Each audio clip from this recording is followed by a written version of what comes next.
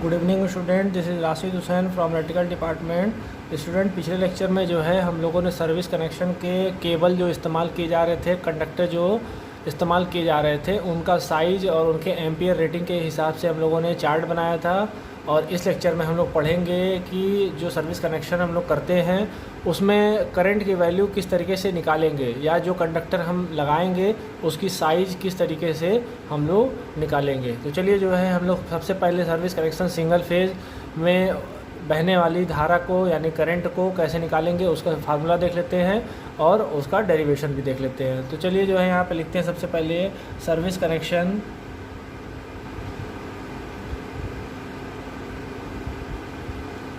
For single phase. यहाँ पे single phase के लिए स्टूडेंट हो गया है। तो यहाँ पर जो वोल्टेज होगा सिंगल फेज का स्टूडेंट 220 वोल्ट, फ्रीक्वेंसी जो स्टूडेंट होती है वो हमारी 50 हर्ट्ज़, और स्टूडेंट यहाँ पर जो है लोड जो होगा वो हमारा किलो वाट में देगा, मतलब इसको कहेंगे हम लोग किलो वाट। ठीक है स्टूडेंट, तो इसको किलो वाट में हम लोग कर लेंगे। अब उसके बाद स्टूडेंट जो है यहाँ पर हम लोग एम्पियर निकालेंगे, जिसे हम लोग करंट कह रहे हैं। Current I is equal to formula यहाँ पे लिखने वाले हैं हम लोग कि KW multiply by 1000 upon supply voltage multiply by power factor. ठीक है स्टूडेंट, ये चीज़ें हमें यहाँ पे लिखनी है। इसको थोड़ा सा और एक्सपोनेंट करके अगर हमें लिखना होगा तो kilowatt multiply by 1000 upon supply voltage यहाँ पे 220 मल्टीप्लाई बाई, अब यहाँ पे हम लोग लिख सकते हैं 0.85। ये हमारा पावर फैक्टर हो सकता है स्टूडेंट, कि इसको हम लोग लिखेंगे। अब बात आती है पावर फैक्टर जो है कैसे लेंगे। अगर स्टूडेंट क्वेश्चन में दिया है तो आप पावर फैक्टर की जगह पे उस तरीके से लिख लेंगे जो दिया होगा। अगर नहीं दिया होगा तो उसका रेंज लिखेंगे, यहाँ पर लिख दीजिए यहाँ पर if not given in question में अगर ना दिया हो तो रेंज हमारा स्टूडेंट वहाँ पे होगा 0.85 से लेके 0.9। ये हमारा पावर फैक्टर होगा सिंगल फेज के लिए। तो आप लोग जो है इस फार्मूले को अच्छे तरीके से याद कर लें यहाँ पर, क्योंकि यही इम्पोर्टेंट होने वाला है। इसी से ही जो है हर चीज़ जो है हम लोग निकालेंगे, और इसी से जो है एम्पियर रेटिंग निकाल कर और कंडक्टर की साइज़ को डिसाइड करेंगे कि हमारा सर्विस कनेक्शन में कौन सा कंडक्टर लगेगा या कौन सा केबल का इस्तेमाल हम लोग सर्विस कनेक्शन में लेंगे। तो इस चीज़ का स्क्रीनशॉट ले लीजिए। फिर उसके बाद हम लोग जो है सर्विस कनेक्शन में 3 फेज़ में जो इस्तेमाल होता है उसके बारे में देखेंगे। स्टूडेंट, अब जो है हम लोग सर्विस कनेक्शन 3 फेज़ में जो करंट की वैल्यू निकालते हैं उसका फार्मूला देख लेते हैं वो किस तरीके से निकाला जाता है। तो यहाँ पे सबसे पहले हम लोग लिख लेते हैं यहाँ पर कि सप्लाई वोल्टेज स्टूडेंट यहाँ पर 400 से लेकर 440 वोल्ट हो सकता है। फ्रिक्वेंसी स्टूडेंट हमारी जो है वो हर जगह बराबर है, तो 50 हर्ट्ज़। यहाँ पर किलो वाट को हम लोग यहाँ पे जो हमारा लोड होगा वो किलो वाट में दिया होगा। और उसके बाद अगर जो है हम एम्पियर रेटिंग निकालते हैं जिसे हम करंट कह रहे हैं, तो I इज इक्वल टू यहाँ पे फार्मूला लिखेंगे हम लोग kilowatt multiply by 1000 upon √3 multiply by supply voltage multiply by power factor. इसको थोड़ा और एक्सपोनेंट अगर करते हैं हम लोग तो kilowatt multiply by 1000 upon √3। अब स्टूडेंट ये सप्लाई वोल्टेज हमारा 400 भी हो सकता है और 440 भी हो सकता है। ये क्वेश्चन में अगर ना दिया हो तो आप इन दोनों में कुछ भी मान सकते हैं, अगर दे दिया हो तो उसको हिसाब से आप जो है सॉल्व करेंगे। तो मान लिया जाए यहाँ पे अगर हम लोग 400 लिखते हैं मल्टीप्लाई बाई यहाँ पे पावर फैक्टर, तो यहाँ पे पावर फैक्टर स्टूडेंट जो है 0.85 यहाँ पर हम लोग लेंगे, तो 0.85 हो गया। अगेन स्टूडेंट यहाँ पे पावर फैक्टर की बात अगर होती है तो पावर फैक्टर अगर क्वेश्चन में दिया है तो आप उसके हिसाब से सॉल्व करेंगे, अगर क्वेश्चन में ना दिया हो तो आप जो है एक रेंज बनाएंगे। यहाँ पे फिर से लिख लीजिए if not given in question में अगर ना दिया हो तो उस वक्त जो है हम लोग पावर फैक्टर यहाँ पे लिखेंगे 0.8 से लेके 0.85, यहाँ पे 0.8 से लेके 0.85 के बीच में हम कोई भी पावर फैक्टर का रेंज ले सकते हैं। तो इस चीज़ का जो है आप लोग बिल्कुल बखूबी अच्छे तरीके से जो है नोट डाउन कर लीजिए और ये फार्मूला आप लोग याद कर लीजिए, क्योंकि यही जो है फार्मूले के हिसाब से हम लोग करंट की वैल्यू निकालेंगे, जिससे कि ये डिसाइड होगा कि कंडक्टर जो सर्विस कनेक्शन में हम लोग लगाए जा रहे हैं वो किस हिसाब से लगाया जाएगा। तो इसका भी स्क्रीनशॉट ले लीजिए आप लोग। फिर इसके बाद हम लोग जो लिखेंगे कि material used in service connection, सभी मटेरियल्स के नाम लिखेंगे और सभी का स्पेसिफिकेशन लिखेंगे। उसके बाद हम लोग जो है फिर डायरेक्ट क्वेश्चन पे आ जाएंगे, क्वेश्चन सॉल्यूशन करेंगे। जल्दी से इसकी स्क्रीनशॉट ले लीजिए आप लोग। अब हम लोग मटेरियल की बात करेंगे कि जो मटेरियल इस्तेमाल होता है सर्विस कनेक्शन में। तो सबसे पहले जो है हम लोग यहाँ पे मटेरियल लिख लेते हैं और यहाँ पे लिख लेते हैं क्वांटिटी, कितने क्वांटिटी में वो, कितनी मात्रा में वो इस्तेमाल किया जाएगा या किस तरीके से वो होता है, वो कैसा होता है। तो पहला जो है हम लोग ये लिख लेते हैं सबसे पहले यहाँ पर MS एंगल।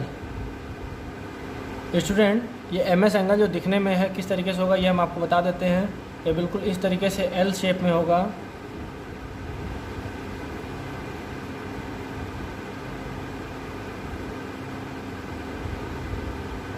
जैसा यहाँ डायग्राम में दिखाया जा रहा है ये L शेप। स्टूडेंट ये जो है बिल्कुल इस तरीके से पीछे की ओर जाएगा, बिल्कुल बैक।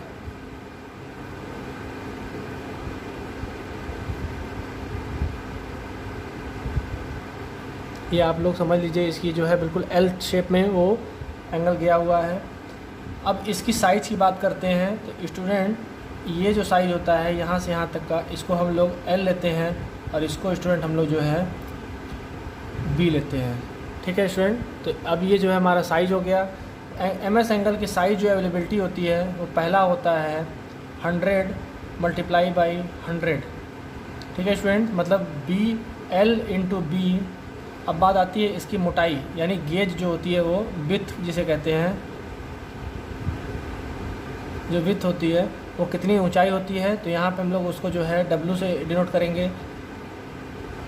यहाँ पर स्टूडेंट जो है हमारा विड्थ जो होता है वो 6 होता है। ठीक है, और ये सभी चीज़ें जो हमारी दी गई हैं वो mm में दी गई हैं, मतलब मिलीमीटर में बताई गई है। तो पहला जो है स्टूडेंट ये होगा।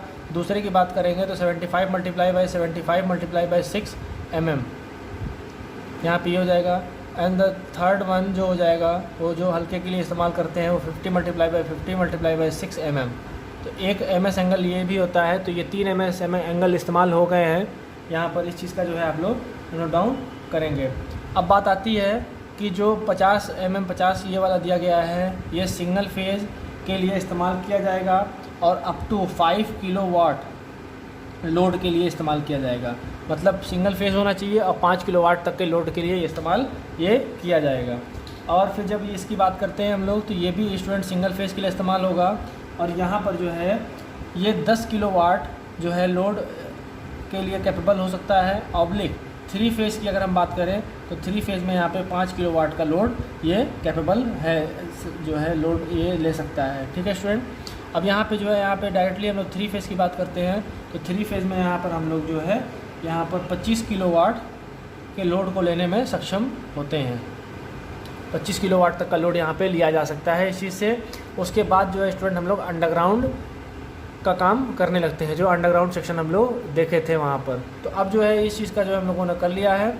अब बात आती है कि अगले पॉइंट्स की। तो अगला पॉइंट हमारा ये होगा GI pipe.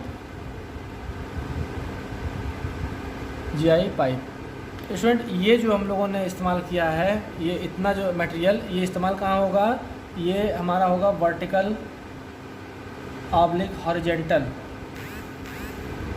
Bracket type service connection में। ठीक है स्टूडेंट, इन नामों का जो है हम लोग इस्तेमाल कहाँ करेंगे, वर्टिकल या ब्रैकेट टाइप के जो है सर्विस कनेक्शन में। अब GI पाइप की बात आती है तो GI पाइप जहाँ हम लोग इस्तेमाल करेंगे या GI टाइप के जो है सर्विस कनेक्शन होता है वहाँ पर इसका जो है हम लोग इस्तेमाल करेंगे। तो इसको लिख लीजिए यहाँ पर। तो यहाँ पर आता है इसका range 16 mm square, 19 mm square, जिसे हम लोग 20 mm भी कह रहे हैं, यहाँ पे 25 mm स्क्वायर, इसको हम लोग 1 इंच भी कहते हैं, 1 इंच की पाइप। और उसके बाद होता है हमारा 31.5 mm का, और उसके बाद स्टूडेंट होगा 38 mm स्क्वायर। तो ये चीज़ें जो हैं आप लोग इसको बिल्कुल नोट डाउन करेंगे और यही चीज़ें जो है हमारी इस्तेमाल होंगी। अब उसके बाद स्टूडेंट यहाँ से जो है 25 mm तक का जो इस्तेमाल करेंगे, ये सिंगल फेज़ के जो है सप्लाई के लिए होगा, सर्विस कनेक्शन के लिए होगा, और यहाँ से यहाँ तक के लिए वो होगा वो 3 फेज़ सर्विस कनेक्शन में इस्तेमाल होगा। ये स्टूडेंट जो है आप प्रैक्टिस करके ही जान सकते हैं, विदाउट प्रैक्टिस जो है आप लोग इस चीज़ को जो है नहीं समझ में आएंगे। तो जो है इस चीज़ को आप लोग स्क्रीनशॉट ले लीजिए, फिर उसके बाद जो है हम लोग अगले मटेरियल का नाम लिखेंगे और उसके बाद उसके बारे में देखेंगे। अब अगला स्टूडेंट हमारा होगा GI बैंड। जो हमारे GI टाइप के सर्विस कनेक्शन में ऊपर टॉप पे बैंड लगाया जाता है जिससे कि कंडक्टर को इन किया जाए। तो उसकी साइज़ अगर हम लोग देख लेते हैं तो साइज़ होगा यहाँ पर 16 mm स्क्वायर, यहाँ पे 20 mm स्क्वायर, 25 mm स्क्वायर, उसके बाद 31.5 mm स्क्वायर। जो पाइप की साइज़ थी वही यहाँ पे भी होगा 38 mm स्क्वायर। GI बैंड हो गया यहाँ पर स्टूडेंट। यहाँ पे जो है 19 mm भी इसको हम लोग कहते हैं, ठीक है। तो ये हमारी साइज़ हो गई और ये सभी चीज़ें जो हैं वो mm में इनकी दी गई हैं। अब बात आती है अगले पॉइंट की, तो जिसे हम लोग रैग बोल्ट कह रहे हैं, आई रैग जो होता है वो उसकी साइज़ होती है 12 गुर्ते 150 mm, यहाँ पर 12 × 150 mm। उसके बाद स्टूडेंट होगा हमारा रैग बोल्ट, इसकी साइज़ होगी स्टूडेंट 12 × 150 mm। उसके बाद स्टूडेंट होगा यहाँ पे आई रैग बोल्ट,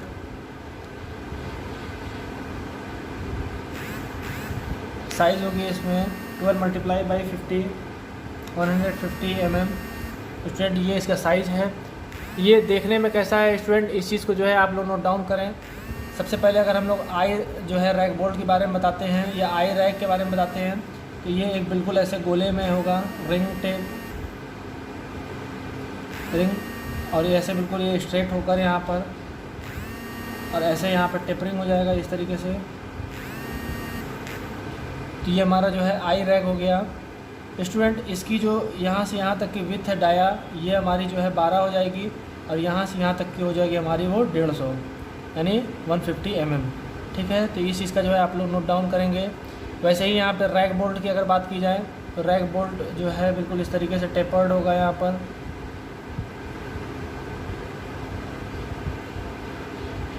यहाँ पे स्टूडेंट थ्रेड कटे होंगे और इस पर नट चढ़ा होगा। आई रैग बोल्ट की बात करते हैं अगर, तो बिल्कुल ऐसे ही बिल्कुल यहाँ पे बनाया जाएगा आई शेप में,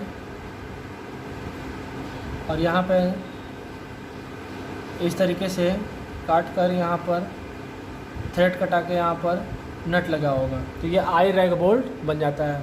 तो यहाँ पे 12 जो है स्टूडेंट इसकी डाया हो जाती है और 150 जो होता है उसकी लंबाई हो जाती है। तो ये चीज़ जो है आप नोट डाउन कर लीजिए। अगला स्टूडेंट जब हम लोग पढ़ेंगे तो इसके बाद जो होता है GI wire, used for earth. यहाँ पे GI वायर जो है वो अर्थ के लिए इस्तेमाल जब किया जाएगा, तो इस चीज़ का जो है साइज़ हम लोग यहाँ पे लिख लेते हैं 8 HWG, 10 HWG और स्टूडेंट 6 HWG, ये हमारा इस्तेमाल किया जाता है। तो ये सब चीज़ें जो है आप लोग नोट डाउन करेंगे। उसके बाद स्टूडेंट जो है यहाँ पर होगा साइकिल इंसुलेटर, साइकिल इंसुलेटर इस्तेमाल किया जाएगा। अगला पॉइंट होगा स्टूडेंट यहाँ पर हमारा लूप इंसुलेटर,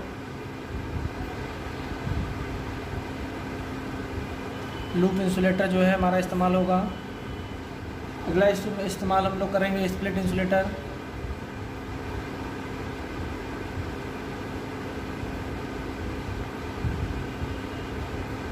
ये जो 3 हम लोग इंसुलेटर इस्तेमाल करेंगे। स्टूडेंट जो है इस चीज़ का जो है डायग्राम भी आप लोग देख लीजिए। तो साइकिल इंसुलेटर कुछ इस प्रकार दिखता है।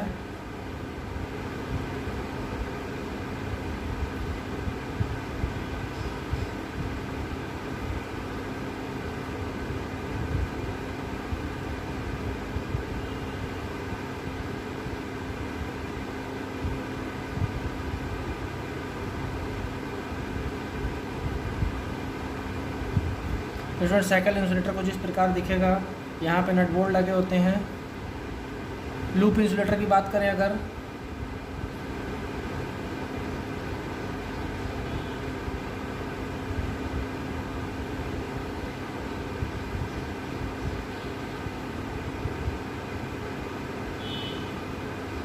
तो स्टूडेंट इधर भी ये होल रहता है, ये पूरा सेक्शन ये जो है ये होल है, और इधर टॉप से भी होल होता है। अगर ये जो है इधर से जैसे बिल्कुल जो दिखाया गया है इस तरीके से, ऊपर से भी होल होता है। तो मतलब एक साइड से इधर से जो है फंस सकता है और एक साइड से इधर से हम लोग फंसा सकते हैं। तो ये लूप इंसुलेटर हो जाता है। स्प्लिट इंसुलेटर जो होता है स्टूडेंट, वो कुछ इस प्रकार होगा।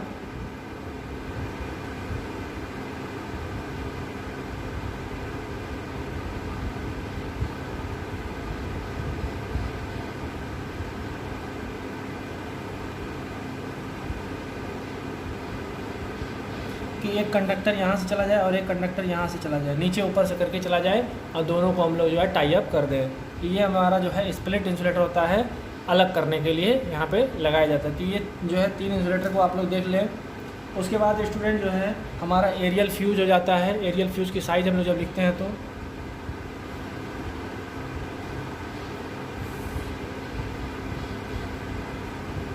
Aerial fuse,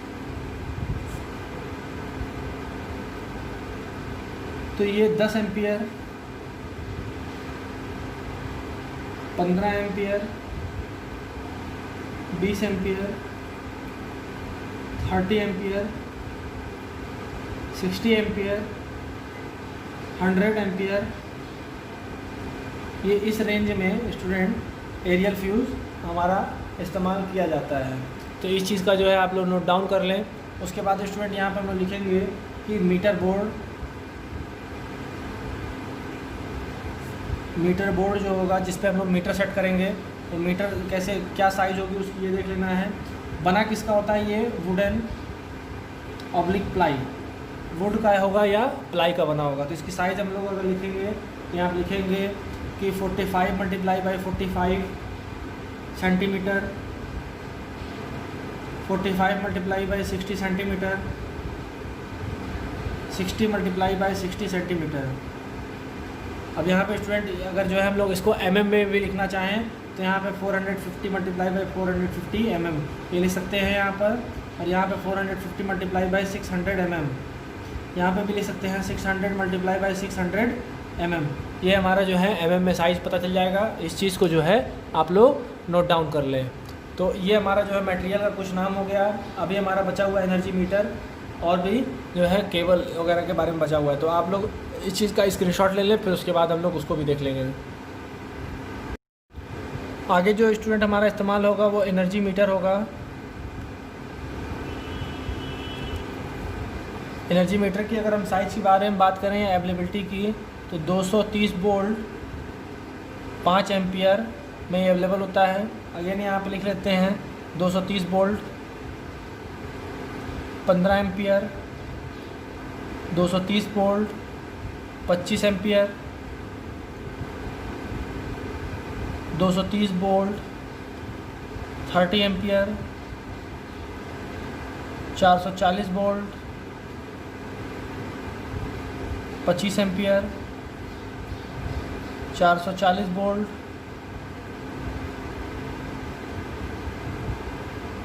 60 ampere, 440 volt 100 ampere. Student इस रेंज में जो है हमारा एनर्जी मीटर आता है और इस रेंज में ही हम लोग जो है उस चीज़ को अपना सर्विस कनेक्शन करेंगे। अब उसके बाद स्टूडेंट होगा हमारा केबल 2 कोर।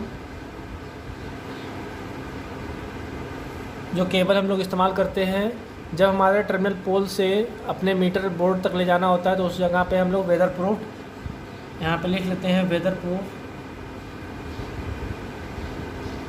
ऑब्लिक पीवीसी जो है वायर हम लोग या केबल इस्तेमाल करेंगे। 2 कोर का होगा तो उसकी जो है साइज़ लिख लेते हैं 2.5 mm square, 4 mm square, 6 mm square, 10 mm square, 16 mm square,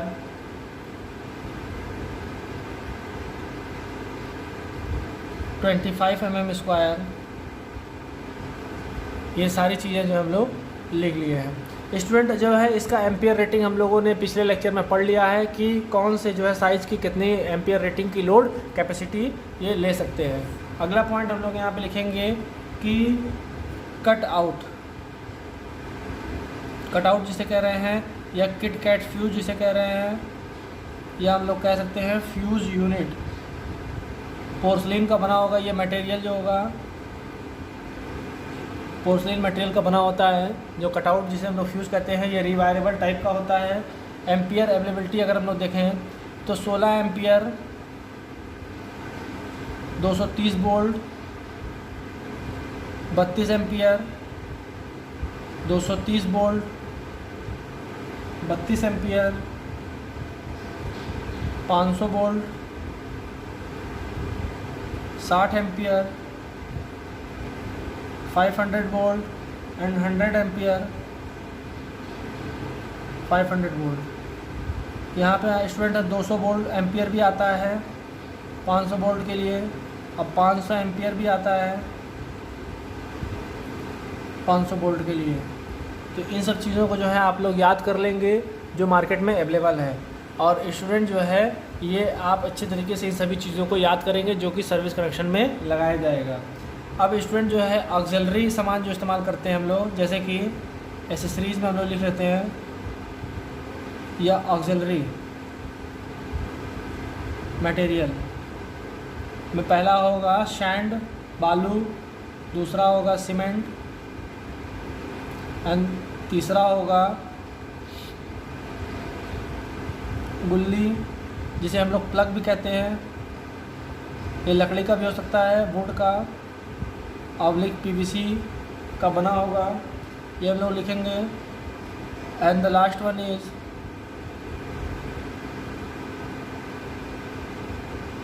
level meter, जिससे हम लोग लेबलिंग करेंगे ये किस तरीके से है। और अगला पॉइंट होगा हमारा जो है चैन पुली का इस्तेमाल भी करेंगे यहाँ पर हम लोग। तो इन सब चीज़ों का मटेरियल का आप लोग इस्तेमाल करेंगे, और ये जो है आप लोग इस चीज़ का जो है स्क्रीनशॉट ले लीजिए। उसके बाद जो है अब हम लोग क्वेश्चन की तरफ बढ़ेंगे कि क्वेश्चन जो है किस तरीके से आएगा और किस तरीके से उसको हम लोग सॉल्व करेंगे। तो जो है इस लेक्चर में आप लोग जो है यहाँ तक नोट डाउन कर लीजिए, और अगले लेक्चर में जो है हम लोग क्वेश्चन को सॉल्व करेंगे कि सर्विस कनेक्शन के क्वेश्चन एग्ज़ाम में किस प्रकार आते हैं और कैसे हम उसको जो है टैकल आउट करेंगे और उसको सॉल्व करेंगे। Thank you, have a nice day.